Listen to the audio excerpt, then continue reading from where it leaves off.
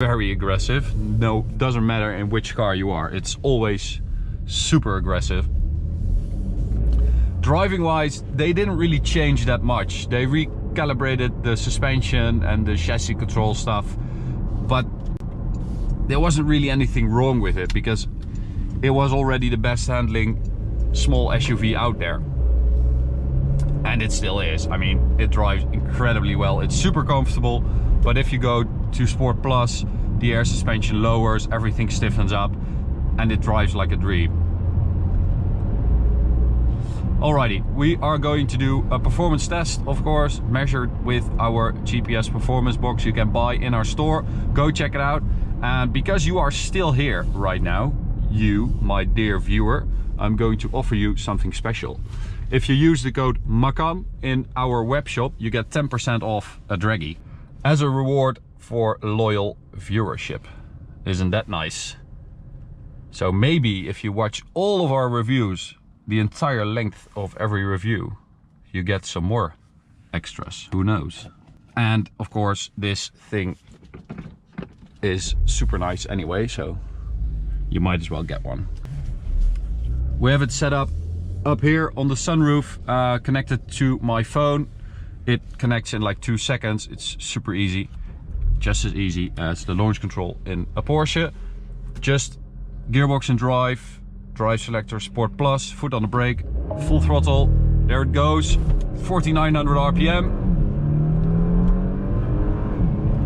And that is a 5.24, 0 to 100. It should do 5.1. We actually already did 5.1 earlier, which is pretty decent actually. If you don't get the Sports Corona package, as I said, you don't get launch control, so it does 5.3 seconds to 100. So launch control takes away 0.2 of a second.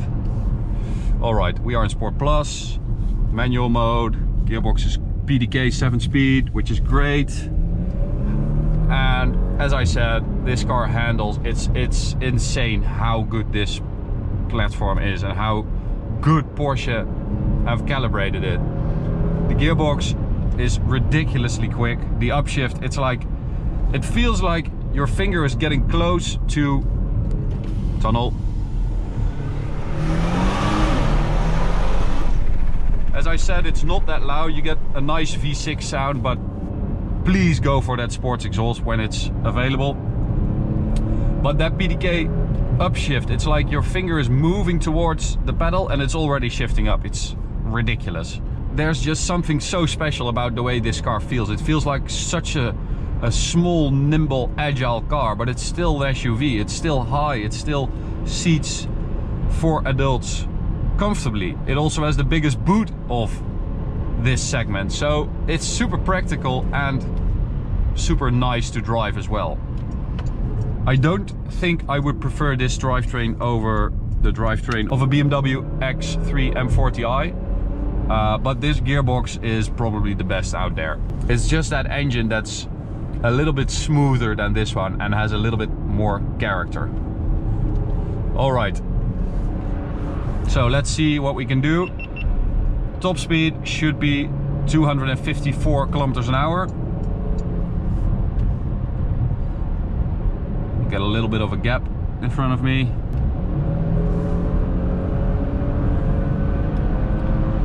So as I said, that PASM air suspension is really, really good. I'm in Sport Plus right now, which means that it's a little bit lower than normal, but it's still so comfortable. It soaks up all the bumps. It's nice and level. It doesn't roll.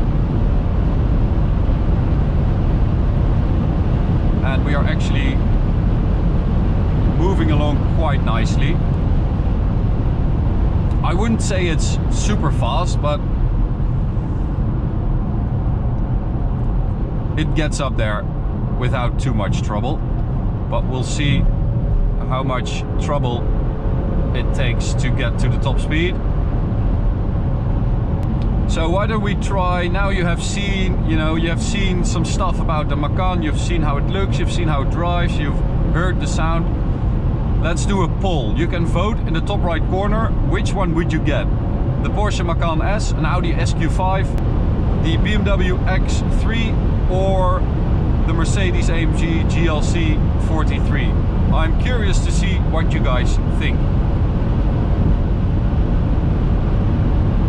So here we go, we've got a little bit of space now.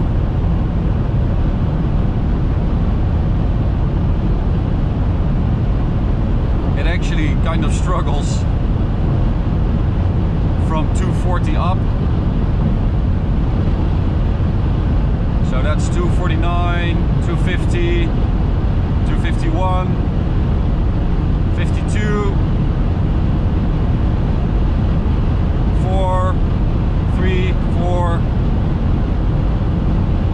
5, 4. That's it. It's not going to do any more than that. So that's 255 on the speedo. It's not phased by doing this, which is really nice. It just feels so well balanced and still comfortable at this speed.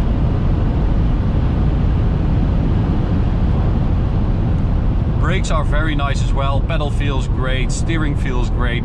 As usual, everything is judged to perfection with Porsche. It's very, very, very hard to beat this car. As an all-rounder, you know, taking in practicality, dynamic ability, it's very hard to beat this. And you sort of see yourself driving this car, you know, every time I drive a Macan, I think, I wouldn't mind having one of these, but I would mind having the 4-cylinder. I mean, I would definitely have a lot of regrets if I didn't spend that extra 14,000 euros in the Netherlands to get the S.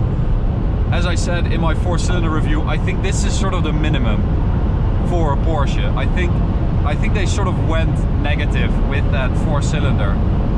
I'm not saying you need a turbo, but this is the minimum. Well, basically it has to do with the fact that Porsche has ditched diesels. So the Macan diesel was the best-selling model in a lot of countries. So they had to replace that with something similar. And that's why they put that Golf GTI engine in there. Porsche does say that it has a different turbo, different software, but it still feels like a Golf GTI engine, which I think is a no-go in a Porsche, especially if you can get this 6-cylinder. I mean, this is the way to go. This is the only way to go. Of course, this is only the beginning. Right now you can only get a Macan and a Macan S, but of course we will get a turbo. We will also get a GTS, and I wouldn't be surprised if we would get a Turbo S to compete with the X4, X3M, the GLC 63, the Alfa Romeo Stelvio Q, cars like those. So definitely stay with us if you want to see videos of those cars, because we are definitely going to check them out. Thanks so much for watching. You can subscribe by clicking the big button in the middle. You can check out this POV review or check out this playlist of POV reviews. We've made a lot, so go check them out, and we will see you at the next one. Bye guys.